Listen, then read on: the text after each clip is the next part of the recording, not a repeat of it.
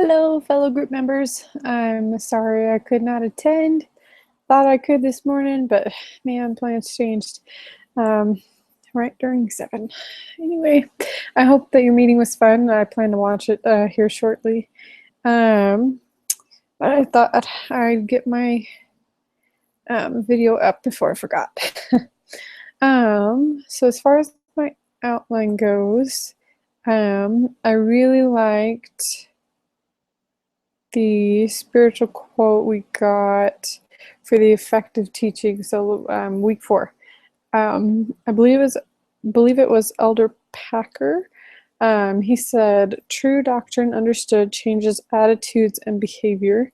The study of doctrines of the gospel will improve behavior quicker than a study of behavior will improve behavior." And I've always felt that was true. I think that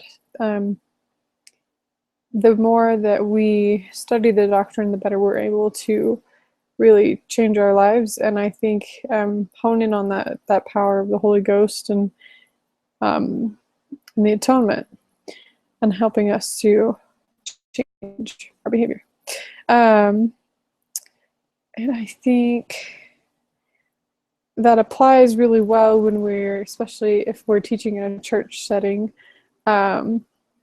which I intend to teach my practicum in kind of more of a church setting.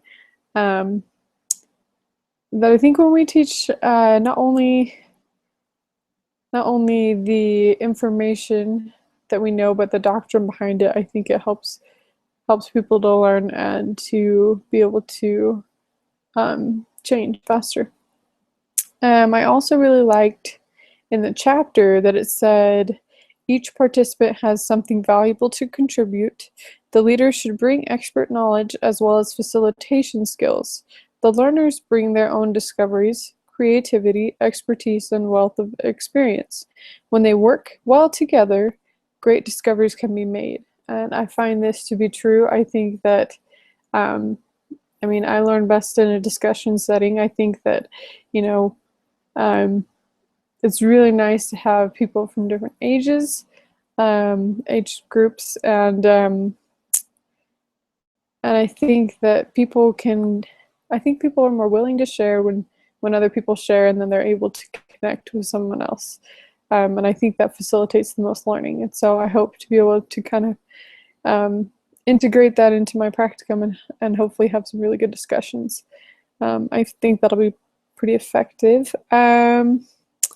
As far as the next chapter, I think one of my favorite methods that I'll just highlight is probably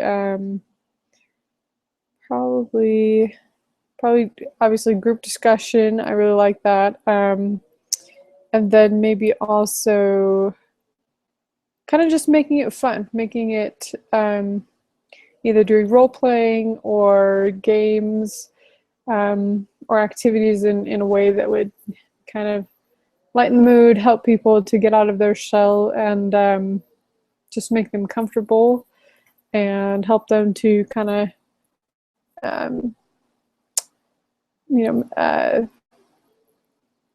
what's the word I'm looking for? Make friends and connections, I guess is what I was looking for. And then as far as the last chapter, I decided to read the sexual education chapter. I've probably read a couple different ones over the last couple years, but I found this one to be pretty interesting. I like that it had kind of the history of how they've tried to teach it and how they're teaching it now. I thought it was interesting that they first tried to just teach abstinence, then they tried to teach mainly abstinence and then other sexual education.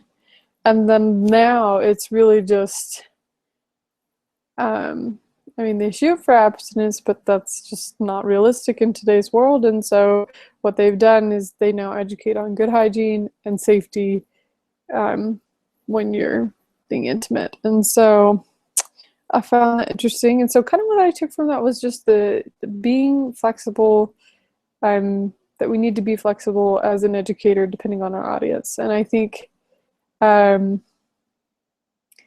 think a big part of this practicum class is going to be teaching the initial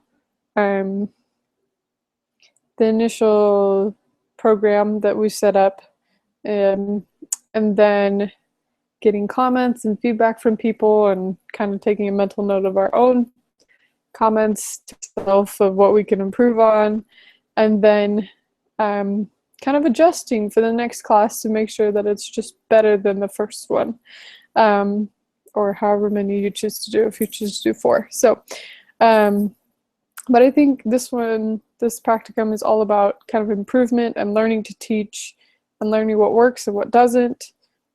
And I think especially for me, being flexible, because I very much like to be doing what I've put down on my outline. So I think if the group goes a certain way, and that's okay, that it'll be nice to be able to practice kind of going that way with them, and then eventually getting back to, you know, what was listed on the outline. I also think that it was mentioned in the last chapter, I'm pretty sure, that it just talked about a big part of a family life educator's role is to educate in a way that'll prevent a problem from occurring within a family. And I think with my practicum, since I'm doing pornography and pornography addiction, I'm going to be very much, my goal is very much to prevent pornography addiction from happening within families, and to be able to make parents aware just of some signs of what they can do, a really good conversations they can have with their kids. I feel like I didn't quite get that growing up, and I think that's really important. I look forward to learning with you guys and to watching your videos. And I think I'll call that good. I think I've got this. I think that's all I wanted to say.